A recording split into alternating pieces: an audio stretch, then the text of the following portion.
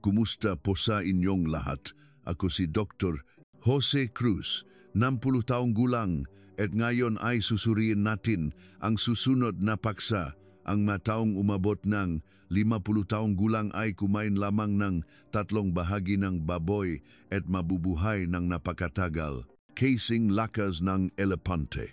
Mahal kong makasama, pagdating sa edad, maraming tao ang nag-alala tungkol sa pagkain, lalo na may maopinyon na ang mga matatanda ay hindi dapat kumain ng baboy at sa halip ay kumain lamang ng gulay para manatiling malusog. Dahil dito, hindi ilang tao ang nag-alangan at natatakot pa nga. Ang pagkain mga baboy ay nagiging sanhing sakit sa puso, mataas na kolesterol o nagpapaikling ang buhay. Gayunpaman, kamakailan lamang ay sorpresang ibinunyag ni Dr. Jose Cruz na mayroong 3 mahahalagang bahaging baboy na mas marami mong kinakain paglampas ng 50. Mas magiging malusog ka at maari pang mabuhay ng hanggang 100 taon. Ano ang katotohanan sa likod nito? Ano ang 3 mahiwagang bahagi at ano ang kanilang matiyak na benepisyo?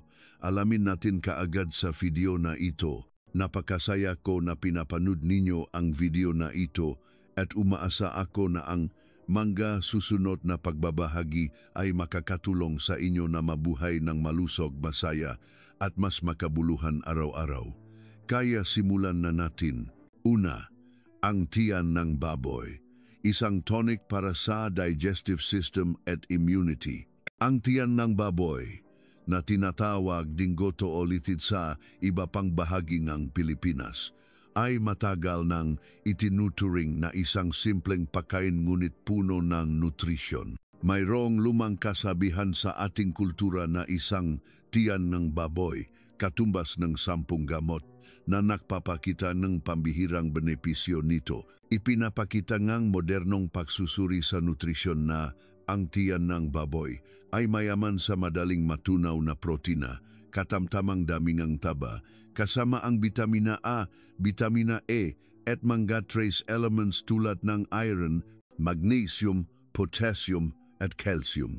Ang mga sustansyang ito ay mahusay na nasisipsip, nakakatulong na palakasin ang resistensya, nakakapagbabawi pagkatapos ng sakit at sumusuporta sa pag-iwas sa sakit. Sa tradisyonal na gamot, ang tiyan ng baboy ay may matamis na lasa, neutral na katangian at pumapasok sa pali at tiyan meridians. Ito ay may epekto sa pagpapalakas ng pali, pagpapabuti ng tiyan at pagpapuno ng ki na napakaangkop para sa mga taong mahina, pagod o kakagaling lang sa sakit. Sa madaling salita, ang tiyan ng baboy ay isang pampalusok para sa tiyan mismo, sumusuporta sa pagbawi ng digestive function at nagbibigay ng komprehensibong nutrisyon, pinoprotektahan ang tiyan at sumusuporta sa panunaw. Dahil ito ang digestive tissue ng baboy, ang tiyan ng baboy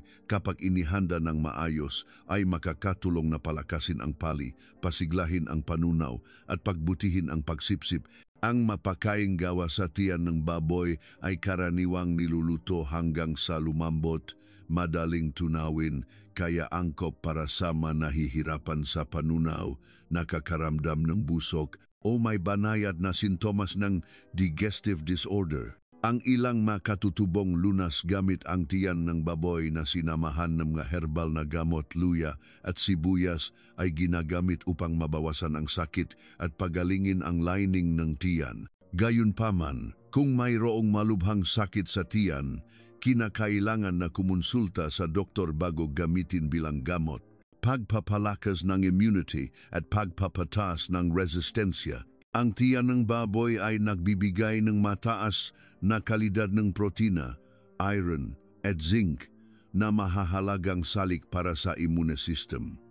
Tumutulong ang protina sa katawan na mag-synthesize ng antibodies at immune cells. Sinusuportahan ng zinc ang immune cell function at pagpapagaling ng pinsala. Kaya, para sa mga madaling magkasakit, matatanda, o mga taong mahina ang resistensya, ang pagdaragdag ng tiyan ng baboy sa pagkain sa tamang dalas ay nakakatulong na mabawasan ang panganib ng impeksyon kapag nakbabago ang panahon, pagiwas sa anemia at pagdaragdag ng iron. Ang anemia na dulot ng kakulangan sa iron ay karaniwan sa mga matatanda at kababayhan pagkatapos ng menopause. Ang tiyan ng baboy ay naglalaman ng malaking damingang iron na mahusay na nasisipsip, nakakatulong na mapabuti ang pagbuong dugo at ang mga sintomas ng pagkapagod at pagkahilo. Ang isang pagkain ng nilagang tiyan ng baboy na may mga herbal na gamot o lugaw na tiyan ng baboy minsan sa isang linggo ay maaring makatulong na mapunan ang mga sustansya, mapabuti ang balat, espiritu at enerhiya. Siyempre, kung malubha ang anemia, kinakailangan ang pagsusuri at medikal na paggamot, hindi lamang pagdaragdag ng pagkain na nakakatulong din sa kalalakihan na mabawasan ang pagkapagod. Ang tiyan ng baboy ay itinuturing na isang pampalusog para sa kalalakihan, nakakatulong na palakasin ang pali, dagdagan ang tibay, at pagalingin pagkatapos ng pagod. Ang mga tatrabaho ng husto, madaling mapagod, o may mga senyales ng pagkapagod ay maaring gumamit ng tiyan ng baboy na sinamahan ng mga halamang gamot na nagpapayaman sa dugo at nagpapalakas ng bato ayon sa mga tagubilin ng tradisyonal na gamot. Upang mapabuti ang sigla, ang ilang makatutubong remedyo tulad ng steam tiyan ng baboy na may puting paminta o nilagang tiyan ng baboy na may lotus seeds ay ipinapasa sa henerasyon, bagaman ang pagiging epektibo ay nag-iba depende sa individual. Pag-iwas sa madalas na paghihi sumusuporta sa urinary system sa katandaan sa mga matatanda. Ang madalas at apurahang paghihi ay madalas na sanhi ng pinsala sa function ng bato at pantok. Ang ilang magkatutubong karanasan ay nakmumungkahi na ang tiyan ng baboy na sinamahan ng black beans, steamed o katulad na herbal na gamot ay maring makatulong na patatagin ang mga sintomas ng madalas na paghihi at mabawasan ang paghihi sa gabi. Ito ay isang pansamantalang solusyon at kung malubha ang mga sintomas, ipinapayong magpatingin sa isang espesyalista upang malaman ang tunay na sanhi. Ilang paalala kapag gumagamit ng tiyan ng baboy. Bagaman masustansya, ang tiyan ng baboy ay naglalaman pa rin ng kolesterol at dapat kainin ng may katamtaman. Para sa mga may sakit sa coronary artery, atherosclerosis, mataas na kolesterol o labis na katabaan, ipinapayong limitahan ang dalas sa humigit kumulang 1 hanggang 2 beses sa isang linggo na may katamtamang laking bahagi. Ang tiyan baboy ay hindi maaring palitan ang gamot. Ang mataong may malalang sakit ay kailangang sundin ang paggamot na iniresetan doktor. Mas mahalaga, linisin itong mabuti, baliktarin, kiskisin ang malakit na lamad, hugasan ng asin ng maraming beses, banlawan sa kumukulong tubig at lutuin ng lubusan upang maiwasan ang amoy at panganib ng impeksyon. Bumili ng pagkain mula sa mapagkakatiwalaang pinakmulan, lutuin ng lubusan, at kumain ng katamtaman upang matulungan kang lubos na mapakinabangan ang mabenepisyo ng tiyan ng baboy ng ligtas at epektibo. Pangalawa, ang pusong baboy, pampalusog sa puso, nagpapayaman sa dugo, nagpapatahimik ng isip. Kung ang tiyan ng baboy ay mabuti para sa tiyan, ang puso ng baboy naman ay isang pampalusog para sa puso at nervous system ng tao. Ang puso ng baboy ay madaling bilhin at lutuin, tulad ng nilagang puso na may lotus seeds, herbal na gamot, lugaw na puso o puso na igisa sa gulay at may mataas na nutritional value. Ang puso ng baboy ay may mataas na nilalaman ng protina kasama ang maraming vitamina B at mineral tulad ng iron, zinc at selenium. Dahil dito, ang pagkain ng puso ng baboy sa katamtamang dami ay nakbibigay ng maraming benepisyo para sa mga matatanda at sa mga nangangailangan ng pampalusok. Nagpapayaman sa dugo, nagpapalakas ng dugo at chi. Ang pusong baboy ay naglalaman ng heme-iron, isang madaling nasisipsip na uri ng iron na nakakatulong na mapataas ang produksyon ng red blood cell at mapabuti ang kakayahan ng oxygen transport. Para sa mga may iron deficiency anemia, ang pagdaragdang pusong baboy sa tamang dami ay makakatulong na mabawasan ang mga sintomas ng pagkahilo at pagkapagod. Bukod sa iron, ang puso ay mayaman din sa vitamina B12 na mahalaga para sa pagbuo ng red blood cell at pagprotekta sa nervous system. Kaya ang isang serving ng puso ay maaring matugunan ang karamihan ng pang-araw-araw na pangangailangan sa vitamina B12.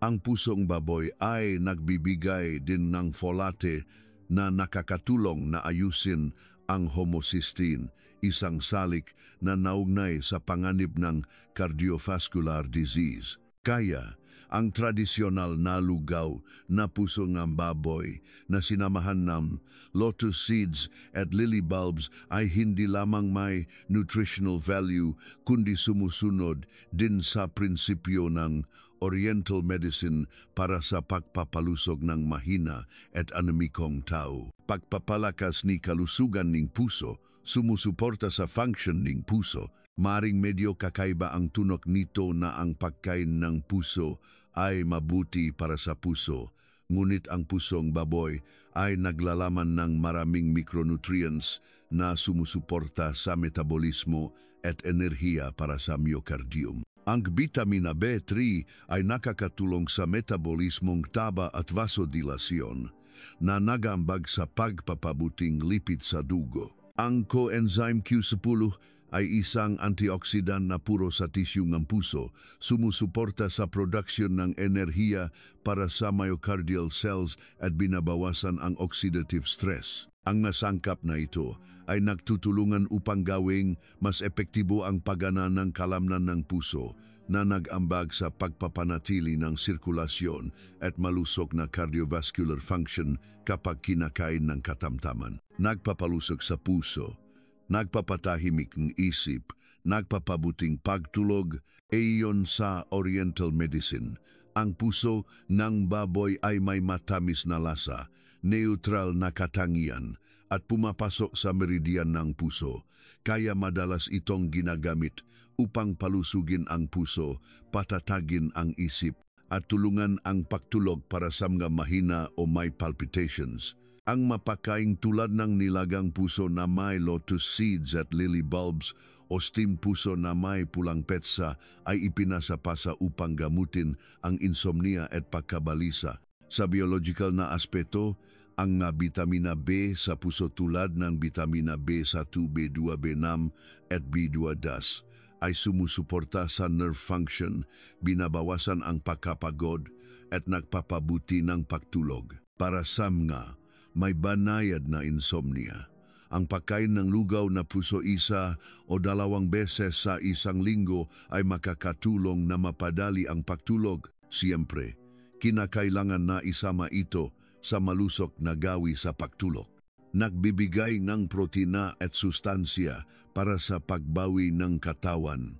Ang pusong baboy ay isang mataas na kalidad na pinakmulan ng protina, mayaman sa mahahalagang amino acid na kinakailangan para sa pagbuo at pagpapanatili ng kalamnan na napaka-kapakipakinabang para sa mga matatanda na mahina ang gana. Kung ikukumpara sa ilang iba pang bahagi ng karne, ang puso ng baboy ay naglalaman ng mas kaunting taba, humigit kumulang 3% taba, madaling tunawin na angkop para sa mga matatanda na kailangang panatilihin ang mas ng kalamnan habang nililimitahan ang taba. Ang puso ay nagbibigay din ng potassium na mahalaga para sa pagurong ng kalamnan at pag-regulate ng presyon ng dugo. Bukod pa rito, mayroon itong phosphorus, zinc at selenium na mga micronutrients na sumusuporta sa immunity, nagpapanatili ng buto, ngipin at function ng cell. paalala kapag kumakain ng puson baboy. Ang puson baboy ay isang masustansyang pagkain ngunit nabibilang din sa pangkat ng mga lamang loob na mayaman sa kolesterol at purine. Sa makatuwid, ang mga taong may lipid disorder, malubhang sakit sa puso, o gout ay kailangang maging maingat at limitahan ang kanilang bahagi at bigyan ng prioridad ang malusok na pagluluto tulad ng steaming, boiling o stewing sa halip na paggisa o pagprito ng maraming langis.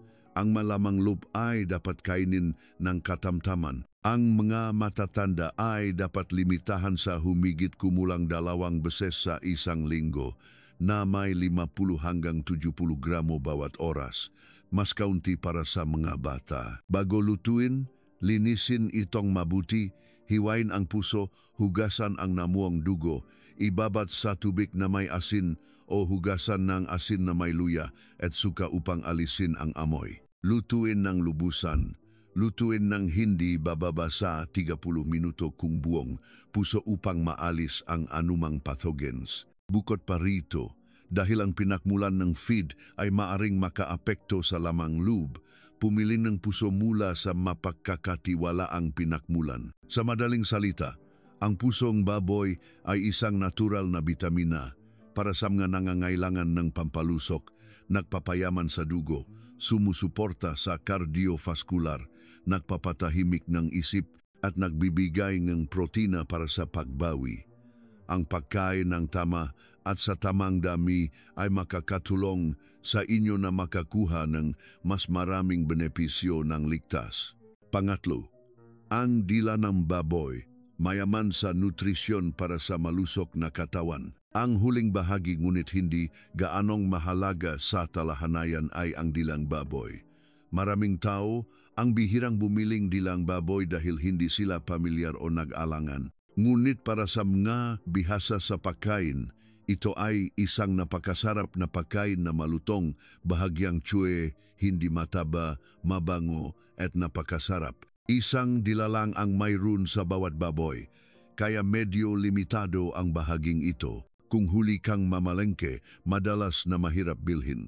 May mga nag-aalala dahil sa pag-isip na ang dila ay nakikipag-ugnayan sa lahat ng bagay kaya ito ay marumi. Sa katunayan, ang dilang baboy ay pangunahin ng muscle, hindi gaanong nagtitipon ng toxins at napakadaling linisin. Hugasan itong mabuti sa umagos na tubig, ibabad sa kumukulong tubig, ibabad sa malamig na tubig, pagkatapos ay gamitin ang kutsilyo upang kiskisin ang puting lamad na nakakabit sa ibabaw ng dila at hugasan ulit. Kaya huwag kang mag-atubiling, subukan ang isang pagkain na mas masarap kaysa sa karneng baka at mas masustansya kaysa sa maraming mamahaling pagkain. Pangkalahatang nutritional value. Sa usapin ng nutrisyon, ang dilang baboy ay isang mayaman na pinakmulan ng protina na may humigit kumulang 16 hanggang 20 gramo ng protina sa bawat 100 gramo ng dila ng baboy na katumbas ng tenderloin. Bukod pa rito, mayroon itong taba na humigit kumulang 15 hanggang 20 gramo, pangunahin ng saturated fat, na nagbibigay ng enerhiya at tumutulong sa pagsipsip ng mga bitamina na natutunaw sa taba. Partikular, ang dila ay mayaman sa micronutrients tulad ng zinc, iron, selenium at bitamina B12 na napakahalaga para sa mga matatanda, mga kakagaling lang sa sakit at mga buntis. Naglalaman din ito ngang iba pang bitamina B tulad ng B1, B2, B3 at tiyak na dami ng bitamina A. Ang dila ay naglalaman din collagen na mabuti para sa balat at cartilage ng kasukasuan. Sa kabuuan, ang dila ng baboy ay parehong mayaman sa enerhiya at micronutrients. Ang pagkain ng katamtaman ay makakatulong na palusugin ng buo ang katawan. Benepisyo sa buto at kasukasuan. Ang dilang baboy ay naglalaman ng maraming kapakipakinabang na mineral para sa buto tulad ng calcium, phosphorus, magnesium at potassium. Ang masustansyang ito ay nag-ambag sa lakas ng buto, sumusuporta sa pag-iwas sa osteoporosis sa mga matatanda. Ang collagen sa dila ay nakakatulong din na mapanatili ang pagkalastiko at flexibility and cartilage ng kasukasuan na binabawasan ang paninigas. Kaya, ang regular na pagdaragdag ng dilang baboy sa pagkain ng humigit kumulang 1 hanggang 2 beses sa isang linggo na may 50 hanggang 70 gramo bawat pagkain ay maaaring maging bahaging na dieta na nakakatulong na mabawasan ang panganib ng pananakit, osteoarthritis at mapanatili ang malusok na buto at kasukasuan. Pagprotekta sa paningin, pag-aalaga sa mata, ang dilangang baboy ay naglalaman ng vitamina A at riboflavin, vitamina B2 na mahahalagang sustansya para sa kalusugan ng mata. Ang vitamina A ay kasangkot sa pagbuo ng rhodopsin sa retina na nakakatulong sa magandang paningin sa mahinang ilaw. Ang kakulangan sa vitamina A ay maaring humantong sa night blindness at tuyong kornea. Kaya, ang pagkain ng dila ng baboy na sinamahan ng iba pang pagkaing mayaman sa vitamina A tulad ng carrots at kalabasa ay makakatulong na protektahan ang pangmatagalang paningin, binabawasan ang panganib ng macular degeneration o mga problema sa mata na may kaugnayan sa edad. Pag-iwas sa anemia, nagpapaganda ng kutis. Ang dilang baboy ay isang pampalusok sa dugo na naglalaman ng malaking dami ng iron kasama ang vitamina B12 na mahahalagang salik para sa produksyon ng red blood cell. Ang cysteine at heme sa lamang loob ay sumusuporta sa mas mahusay na pagsipsip ng iron. Para sa mga anemic o kababayhan sa gitnang edad na madaling kapusin sa iron, ang isang katamtamang bahagi ng dilang baboy ay maaring mapabuti ang maputlang kutis na nagpapanumbalik ng rosas na kutis ng hindi lubos na umaasa sa mga suplementong iron, pagpapalakas ng physical na lakas at immune system. Ang dilangang baboy ay nagbibigay ng lahat ng mahahalagang amino acid na kinakailangan upang buuin at panatilihin ang kalamnan na napakakapakipakinabang para sa mga matatanda na mahina ang gana. Ang makakagaling lang sa sakit ay nangangailangan ng pagbawi. Ang zinc sa dila ay gumaganap ng isang mahalagang papel sa immune activity, sumusuporta sa immune cells, nag-synthesize ng antibodies at binabawasan ang panganib ng impeksyon. Sa makatuwad, ang regular at katamtamang pagkain ng dilang baboy ay makakatulong na mapatas ang pangkalahatang resistensya. Nagpapanatili ng moisturize sa balat, nagpapabuti ng dry at dull skin. Dahil sa nilalaman nitong protina, vitamina A, niacin at mineral, ang dilang baboy ay nag-ambag sa pagbuo ng collagen at pagpapanatili ng moisture sa balat. Ang mataong may tuyong balat, lalo na ang mga babaeng nasa perimenopause, kung kakain ng nilagang dila ng baboy na may jujube o goji berries, ay maaring mapansin na ang kanilang balat ay mas makinis at nababawasan ang pagkatuyo. Ang dila ay malambot din at madaling kainin na angkop para sa mga matatanda na may mahinang ngipin. Paalala kapag gumagamit ng dilang baboy. Bagaman masustansya, ang dilang baboy ay naglalaman ng mataas na antas ng kolesterol at purin, kaya ang mataong may cardiovascular disease, mataas na kolesterol, mataas na presyon ng dugo o gout ay kailangang limitahan ito. Kapag naghahanda, alisin ang puting lamad, pakuluan saglit at itapon ang unang pinakpakuluan upang maalis ang madumi. Lutuin ng lubusan bago kainin. Huwag kumain ng napakaraming dila sa isang linggo. Ihalo sa iba pang pagkain para sa balanseng nutrisyon. Sa madaling salita, ang dila ng baboy ay isang natatanging bahagi ng baboy, masustansya, madaling kainin, at maraming benepisyo kung alam mong gamitin ng tama at sa katamtamang dami. Tandaan lamang ang wastong paglilinis at pagluluto at magkakaroon kayo ng mahalagang pinakmulan ng nutrisyon para sa pangkalahatang kalusugan, minamahal kong mga kaibigan. At sa gayon, ang tatlong mahahalagang bahagi ng baboy, ang tiyan, puso, at dilang baboy, ay nagbibigay ng pambihirang nutritional value, lalo na kapag ipakinabang para sa mga nasa gitnang edad at matatanda kapag ginamit ng tama. Mula sa pagprotekta sa digestive system, pagpapalakas ng immune system salamat sa tiyan ng baboy, hanggang sa pagpapalusok ng puso, pagpapakalma ng isip, at paglaban sa pagkapagod salamat sa puso ng baboy, hanggang sa pagpapayaman ng dugo, pagpapalakas ng buto, at pagpapaganda ng balat salamat sa dilang baboy.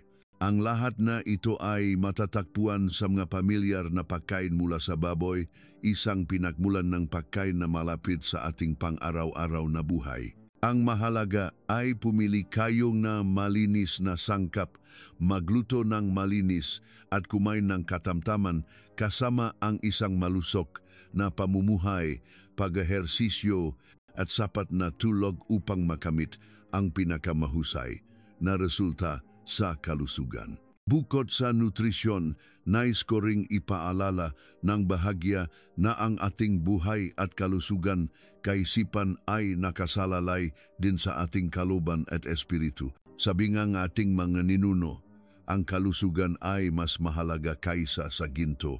At itinuro din ng Buddha na ang taong nabubuhay ng may kabutihan at may payapang kalooban ay madalas na may payapang katawan at isip at bihirang makasakit. Kaya laging panatilihin ang isang positibong salubin, iwasan ang pagkabalisa at kalungkutan, mamuhay ng may kabaitan at pagmamahal. Iyan ang napakahalagang eliksir ng mahabang buhay na kaakibat ng isang siyentipikong dieta.